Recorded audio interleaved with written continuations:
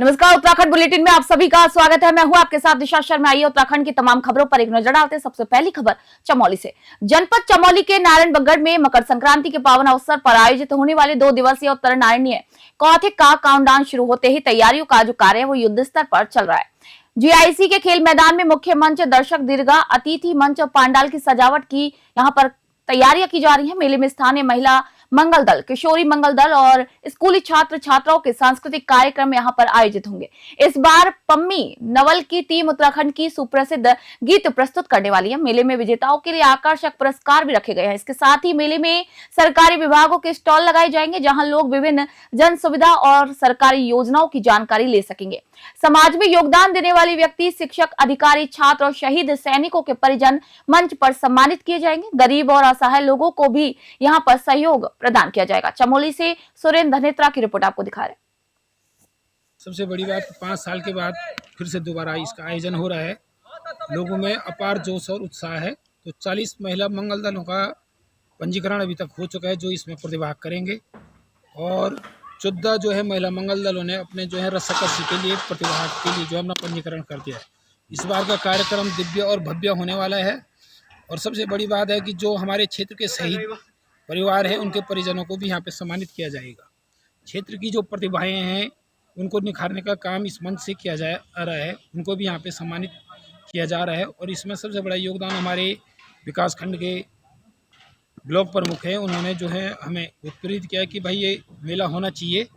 तो उन्हीं के जो है सहयोग से और माननीय विधायक जी के सहयोग से ये मेला यहाँ पे हो रहा है। और हमारे प्रधान देवेंद्र कोहली जी जो कि लगातार लगे हुए थे कि भाई साहब ये करना है, तो सभी के सहयोग से हमारे अध्यक्ष जी हैं भरत सिंह नेगी, तो सभी लोगों ने सोचा कि भाई ये होना चाहिए इस मेले कमेटी की तरफ से। और मैं ये कह रहा हूँ कि इस बार हमने मेला स्टार्ट किया है, तो हम चाह रहे हैं कि जो हमारे जितने भी छात्र हैं, जो असहाय लोग हैं, जो विभिन्न प्रकार के जो गरीब लोग हैं, उनको अपने स्तर से सम्मानित करने का जो है कि हमारा निर्णय हुआ है। और जो ये भूतपूर्व सैनिक हैं और जो अच्छे टीचर्स लोग हैं उनको सम्मान देने का हमारा अनुरोध है कमेटी से। मेरा सभी लोगों से अनुरोध है कि 12 तारीख तक अपना नामांकन करें और उसके बाद नामांकन की तिथि लास्ट। खबर हरिद्वार से आपको बता रहे हैं। हरिद्वार शहर में बढ़ते अपराध और नशे के अवैध कारोबार के विरोध में यूथ कांग्रेस ने जोरदार प्रदर्शन किया। प्रदर्शन का नेतृत्व कर रहे पदाधिकारियों ने पत्रकारों से बातचीत में स्थानीय विधायक और पूर्व कैबिनेट मंत्री मदन कौशिक पर यहां निशाना साधा। उन्होंने कहा कि स्मैक और अन्य नशीले पदार्थों का जाल तेजी से फैल रहा है। प्रशासन द्वारा अब तक उचित कार्रवाई नहीं की गई है। यूथ कांग्रेस के कार्यकर्ता विधायक के आवास का घेराव करने निकले, लेकिन पुलिस ने बीच रास्ते में बैरिकेडिंग लगाकर उन्हें रोक दिया। जब कार्यकर्ता आगे बढ़ने पर अड़े तो पुलिस ने कई को यहां पर गिरफ्तार भी कर लिया। आपको बता दें कि इस दौरान कार्यकर्ताओं ने सरकार और स्थानीय प्रशासन के खिलाफ जमकर नारेबाजी भी की। यूथ कांग्रेस ने चेतावनी दी कि अपराध और नशे के खिलाफ कठोर कदम नहीं उठाए गए तो आंदोलन और भी उग्र यहां पर किया जाएगा। हरिद्वार से तनवीर अली की रिपोर्ट आपको दिखा रहे हैं।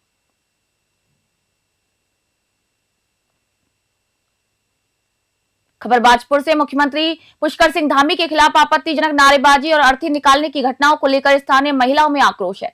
मधुबन क्लस्टर की अध्यक्ष उमा जोशी के नेतृत्व में दर्जनों महिलाएं बाजपुर कोतवाली पहुंची और कांग्रेस कार्यकर्ताओं के खिलाफ यहां पर ज्ञापन सौंपकर मुकदमा दर्ज कराने की मांग की।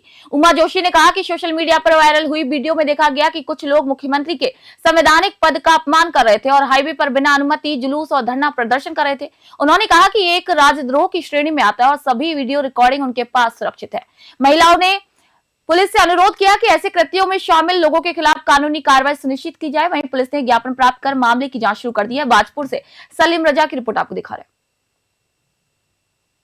मांग यह है कि जिन लोगों ने भी कल हमारे यशस्वी मुख्यमंत्री का अर्थी बना के उनका एक शव यात्रा निकालते हुए क्रियाक्रम जैसा एक सामूहिक इस तरह से दुष्कर्म वाला एक समाज को एक गलत संदेश देने वाला काम किया है, जो मुख्यमंत्री हमारा महिला सशक्तिकरण से लेकर हर चीज़ में एक काम कर रहे हैं, हमारे देश को एक यशस्वी जगह पे ले जा रहे हैं। और उनके खिलाफ ऐसा अशोभनीय उन्होंने कृत्य किया है, तो उनके खिलाफ कड़ी से कड़ी कार्रवाई होनी चाहिए। जितने भी लोग उस यात्रा में शामिल थे उन लोगों के खिलाफ मुकदमे दर्ज होकर उनके ऊपर कड़ी से कड़ी, ताकि एक संवैधानिक गरिमा को बनाए रखने की परंपरा बनी रहे जैसे आज तक बनी रही। ठीक है, राजनीतिक में अपना एक दूसरे का हम लोग एक पार्टी का दूसरा पार्टी विरोध करती है, विरोध अपनी जगह विरोध करने का एक तरीका होता है। आप पुतला दहन करिए, वो एक विरोध करने का तरीका है, लेकिन आप किसी की अर्थी, मेरी जब एक भावनाएं उनसे जुड़ी हुई हूँ मैं, तो आहत हो सकती है, मुझे बुरा लग सकता है। खबर हरिद्वार से। रोडी बेलवाला स्थित दीनदयाल पार्किंग में पार्किंग शुल्क न देने और बैरियर तोड़कर भागने वाले कार चालक के कारण पार्किंग कर्मचारी सहदेव सिंह की मौत हो गई। वैगनार कार चालक ने फरार होने के दौरान पार्किंग कर्मचारी सहदेव सिंह को जोरदार टक्कर मार दी, जिससे कि वह गंभीर रूप से घायल हो गया। घायल कर्मचारी को तुरंत जिला चिकित्सालय लाया गया, जहां पर प्राथमिक उपचार के बाद उसे हायर सेंटर जॉली ग्रांट अस्पताल रेफर किया गया। रास्ते में ही उसकी मृत्यु हो गई। आपको बता दें कि मृतक का शव जिला चिकित्सालय मोर्चरी में रखा गया है। पुलिस ने पंचायतनामा दर्ज कर अन्य आवश्यक वैधानिक कार्रवाई यहां पर शुरू कर दी है। मामले की जांच की जा रही है। फरार कार चालक की भी तलाश की जा रही है। घटना ने क्षेत्र में भारी आक्रोश और सुरक्षा पर भी कई सवालों को खड़ा कर दिया है। हरिद्वार से तनवीर अली की रिपोर्ट आप देख रहे हैं।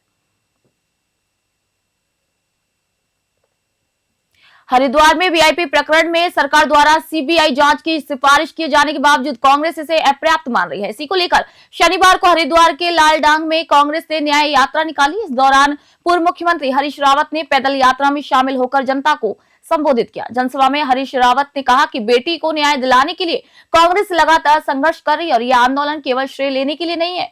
उन्होंने स्पष्ट किया कि सुप्रीम कोर्ट के जज की निगरानी में ही जांच पूरी न्याय संगत होगी और सरकार की ओर से की जाने वाली सीबीआई जांच अधूरी रहेगी। वहीं हरिद्वार ग्रामीण से विधायक अनुपमा रावत ने भी जज की निगरानी के बिना सीबीआई जांच के निरर्थक यहां पर कहा है। उपस्थित कार्यकर्ताओं ने सरकार के खिलाफ यहां पर जोरदार नारेबाजी की और आंदोलन की मजबूती पर भी जोर दिया। हरिद्वार से तनवीर अली की रिपोर्ट आपको बता रहे हैं। इसमें कोई श्रेय का सवाल ही नहीं बेटा, बेटी के मामले में कहीं श्रेय का कोई सवाल नहीं है। इसमें तो केवल संघर्ष है। हमारी मांग शुरू से ही थी, प्रारंभ से ही कांग्रेस ये कहती रही है कि जब तक सुप्रीम कोर्ट के जज की देखरेख में ये जांच नहीं होगी तो ये जांच हमेशा अधूरी रहेगी और अंकिता को कभी न्याय नहीं मिल पाएगा। हमने हमारी बहन अंकिता के लिए पूरे प्रदेश भर में और एक तरीके से देखा जाए पूरा देश इसमें एकजुट हुआ इस अन्याय के विरुद्ध। तो उसमें अपार जो जनमत था, जो डिमांड थी, तो सरकार को, राज्य सरकार को कहीं ना कहीं झुकना पड़ा और उन्हें सीबीआई की संस्तुति उस दबाव के कारण दी, लेकिन वो नाकाफ़ी है। जब तक हमारी शुरू से ये मांग रही है और अंकिता के परिवार की भी ये मांग रही है कि सुप्रीम कोर्ट के माननीय न्यायालय की निगरानी में ये जांच हो, तभी ये जांच जो होगी सार्थक हो सकती है। क्योंकि लगातार जब से ये बहन के साथ जो गलत कार्य किया गया, उसकी निर्मम हत्या की गई, हमने सदन में ये बात रखी, स्वयं ये वहाँ की प्रोसीडिंग में है कि साफ तौर पे सरकार ने ये कहा कि वो वीआईपी जो है वो एक कमरा था और जारी है। जब तक हमारी बहन को न्याय नहीं मिल जाता, ऐसी बहनों को न्याय नहीं मिल जाता, ये संघर्ष जारी रहेगा। ये बहन की अस्मिता का सवाल है। रामनगर से खबर आपको बता रहे, शनिवार की शाम रामनगर वन प्रभाग की कोसी रेंज के अंतर्गत ग्राम टेढ़ा में 43 वर्षीय सीमा देवी अपने गांव की 3 अन्य महिलाओं के साथ जंगल से लकड़ी लेने गई थी। अचानक एक हाथी ने उन पर हमला बोलते हुए सीमा देवी को अपनी सूंड से उठाकर जमीन पर पटक दिया। साथ में मौजूद महिलाएं चिल्लाई, लेकिन हाथी की चिंगार से डरकर वे पीछे हट गई। घायल महिला ने कहा है कि जैसे ही हाथी उसके ऊपर पैर रखने वाला था, उसने भगवान गणेश का नाम लेकर हाथ जोड़ दिए। इसके बाद हाथी ने महिला को छोड़ दिया और सभी महिलाएं जंगल से किसी तरीके से सुरक्षित सड़क तक पहुंची। घायल महिला को रामनगर के सरकारी अस्पताल में भर्ती कराया गया। वहीं घटना की सूचना मिलने पर वनकर्मियों की टीम मौके पर पहुंची और हाथी की मॉनिटरिंग यहाँ पर शुरू कर दी। अधिकारियों ने ग्रामीणों से जंगल में अकेले न जाने की चेतावनी दी है। रामनगर से विनोद अग्रवाल की रिपोर्ट आपको दिखा रहे हैं। जंगल जा ही रहे थे हम, जब तक हम लकड़ी ऐसी सामने वैसे बना भी नहीं रखे थे, हम जाते ही उसने सामने से हाथी आया। हाथी ने, हम 4 जने थे, हमने कहा वो है जंगली जानवर समझा हमने, पहले जड़ा चितल और समझा हमने। जब तक इतना ही बोला हमने हाँ करा उसके लिए, तब तक वो सामने से काला हाथी था, वो सामने से ही उसने मेरे पे वार कर दिया। मैं जाते ही उसने मेरे को सूंड से ऐसे पकड़ा, नीचे पटक दिया जोर से। जब तक वो पैर ऐसे रख रहा था मेरे को, उसने नीचे लेटा दिया था। मैंने ऐसे ही हाथ जोड़े उसके लिए, मैंने कहा जो गणेश भगवान जी, इतने में वो नीचे को चले मेरे ऊपर, मतलब मेरे को वो आगे को ऐसे चले गया था वो मेरे ऊपर। उसने इतना हुआ पैर नहीं रखा, थोड़ा पैर ऐसे करा उसने, मैंने ऐसे हाथ जोड़े उसके, लेटे लेटे ही हाथ जोड़े मैंने उसके लिए ऐसे ही। तब वो थोड़ा नीचे को गया तो मैंने 4 हाथ पैर कि ऐसे रास्ते में तब आए इधर को। जो मेरे साथ वाले थे उसने कहा कि जो है हमारे साथ वाले कहाँ गए। हमने उनको आवाज़ दी, वो नहीं मिले हमको। हम जैसे ही खड़े थे तब तक वो हमारे पीछे करते करते रोड पे तक आ गया। खबर लाल कुआं से। आज लाल कुआं रेलवे स्टेशन से लाल कुआं बेंगलुरु स्पेशल एक्सप्रेस को हरी झंडी दिखाकर रवाना किया गया और इसी अवसर पर नैनीताल लोकसभा सांसद अजय भट्ट और क्षेत्रीय विधायक डॉक्टर मोहन सिंह बिष्ट भी मौजूद थे। सांसद अजय भट्ट ने कहा कि वर्तमान में लाल कुआं क्षेत्र से मुंबई, बेंगलुरु, कोलकाता, दिल्ली और भुज के लिए कई ट्रेनें चल रही हैं। उन्होंने कहा कि जल्द ही अयोध्या के लिए भी और कुमाऊं से वंदे भारत ट्रेन चलाने के प्रयास यहां पर जारी हैं। उन्होंने लाल कुआं रेलवे स्टेशन के विस्तारीकरण का भी जिक्र करते हुए कहा कि ये जल्द ही उत्तराखंड का सबसे बड़ा स्टेशन बनकर तैयार होगा। वहीं विधायक डॉक्टर मोहन बिष्ट ने केंद्र और राज्य सरकार द्वारा क्षेत्र में किए जा रहे विकास कार्यों को सराहा है। उन्होंने लंबी दूरी की ट्रेनों से स्थानीय लोगों को मिलने वाली लाभ और सुविधा की भी यहाँ पर जानकारी साझा की। लाल कुआं से विनोद कुमार अग्रवाल की रिपोर्ट आपको बता रहे हैं। खबर चमोली से। अंकिता हत्याकांड को लेकर मुख्यमंत्री पुष्कर सिंह धामी द्वारा आंदोलनकारियों और परिजनों की मांग पर सीबीआई जांच की संस्तुति देने के बावजूद जनता का आक्रोश शांत नहीं हुआ। इससे कल 11 जनवरी को पूरे प्रदेश में चक्का जाम की स्थिति बन सकती है। जनपद आपको बता दें कि जनमत में गहन असहमति और नाराजगी के कारण कई स्थानों पर लोग कल उत्तराखंड बंद के लिए पूरी तरीके से तैयार हैं। सत्ताधारी दल के कुछ लोग पहले विरोध प्रदर्शन की तैयारी कर रहे थे, लेकिन मुख्यमंत्री की क्लीन चिट के बाद पीछे हटते हुए नजर आए। इसके बावजूद आम जनमानस आंदोलन के लिए कमर कसकर तैयार है। स्थानीय स्तर पर देखना होगा कि आज जनता किस तरीके का प्रदर्शन करती है और प्रशासन इसे कैसे नियंत्रित करती है। सामाजिक कार्यकर्ता और स्थानीय व्यापारियों का यहाँ पर कहना है कि जन क्रोध को शांत करने के लिए उचित कार्रवाई की आवश्यकता है। चमोली से सुरेंद्र धनित्रा की रिपोर्ट आपको दिखा रहे हैं।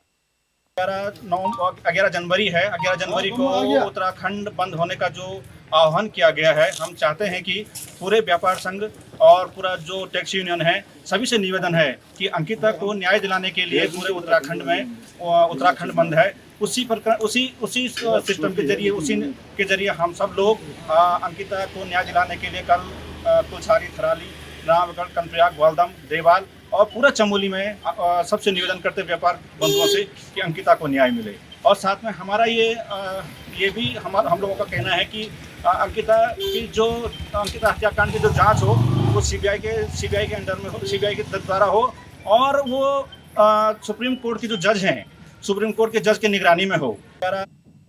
खबर चमोली से। उत्तराखंड के बहुचर्चित अंकिता हत्याकांड में मुख्यमंत्री द्वारा सीबीआई जांच के आदेश दिए जाने के बावजूद कांग्रेस असंतुष्ट है।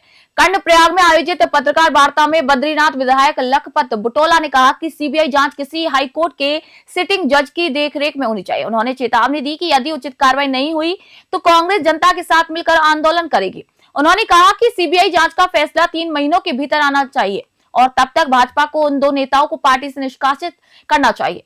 वहीं 2027 के चुनावों के लिए कांग्रेस पूरी तरीके से एकजुट है। वहीं प्रदेश महामंत्री हरिकृष्ण भट्ट ने मनरेगा नाम परिवर्तन पर भी भाजपा की आलोचना करते हुए कहा कि भाजपा का काम केवल नाम बदलना है, काम से उन्हें कोई मतलब नहीं। चमोली से सुरेंद्र धनित्रा की रिपोर्ट आपको दिखा रहे हैं। बिल्कुल 3 साल बाद सरकार जागी है। उत्तराखंड की जनता ने जगाया है, उत्तराखंड की महिलाओं ने जगाया है, उत्तराखंड के भाइयों ने जगाया है, उत्तराखंड के बुजुर्गों ने जताया है, उत्तराखंड की कांग्रेस पार्टी ने जगाया है। तब जाकर के आज सरकार झुकी है। अंकिता हत्याकांड जो इतना बड़ा, एक पहाड़ की बेटी नौकरी करने जाती है और कोई वीआईपी आकर के इतना बड़ा कांड कर देता है, उस बच्ची को मार करके नहर में तुम फेंक देते हैं, उसके लिए आज पूरा उत्तराखंड बहुत दुखी है। और आज जब जनता ने सरकार को झुकाया है तो मुख्यमंत्री जी ने इस समय सीबीआई की जांच के आदेश दिए हैं। निश्चित तौर पे जनता के दबाव में उन्होंने सीबीआई जांच के आदेश दिए हैं, लेकिन हम ये चाहते हैं कि उस बेटी के लिए ऐसा न्याय मिले, जो वीआईपी था वो पकड़ा जाए और इसकी जांच हम ये चाहते हैं कि हाई कोर्ट हो चाहे सुप्रीम कोर्ट, उसके जो सिटिंग न्यायाधीश को उनके निगरानी में होनी चाहिए। ये लड़ाई केवल हमारी लड़ाई नहीं है, ये उत्तराखंड के स्वाभिमान की लड़ाई है, ये उत्तराखंड के अस्मिता की लड़ाई है। अंकिता कोई एक लड़की का नाम नहीं रहा, ये उत्तराखंड की वो हर माँ बहन के सम्मान की लड़ाई है जिन्होंने सड़क पे आकर के ये मांग की है। और कांग्रेस का तो मुख्य मांग ये थी कि सीबीआई जांच हाई कोर्ट या सुप्रीम कोर्ट के किसी सिटिंग जज के देख में होनी चाहिए। और दूसरा, जिन लोगों पे ये आरोप है वो इस्तीफा दे, सरकार उनको बर्खास्त करे और तीसरा ये था हमारा जो कि इसका टाइम फ्रेम होना चाहिए। ये तीनों चीज़ें की जो मुख्य रूप से अगर इसमें जल्दी से जल्दी सरकार फैसला नहीं लेती है तो उत्तराखंड की जनता कांग्रेस के साथ मिलकर के इस न्याय दिलाने के लिए पुनः खड़ी रहेगी और खड़ी है। हरिद्वार के लालडांग में कांग्रेस के विरोध प्रदर्शन के दौरान मुख्यमंत्री का पुतला जलाने के प्रयास को लेकर हंगामा मच गया। पुलिस ने प्रदर्शनकारियों से पुतला छीनने की यहां पर कोशिश की, जिससे कि कांग्रेस कार्यकर्ता और पुलिस के बीच धक्का मुक्की हो गई। इसी दौरान पूर्व मुख्यमंत्री हरीश रावत भी यहां मौजूद रहे और स्थिति को नियंत्रित करने का प्रयास किया। कांग्रेस कार्यकर्ताओं ने पुलिस की रोकथाम के बावजूद अपना विरोध जारी रखा और आखिरकार पुतला पराली में जला दिया। ये प्रदर्शन मुख्य रूप से सरकारी नीति और स्थानीय मुद्दों के खिलाफ आक्रोश जताने के लिए किया गया था। घटना के दौरान किसी के घायल होने की खबर नहीं है, लेकिन माहौल काफी तनावपूर्ण बना रहा। हरिद्वार से तनवीर अली की रिपोर्ट आपको बता रहे हैं।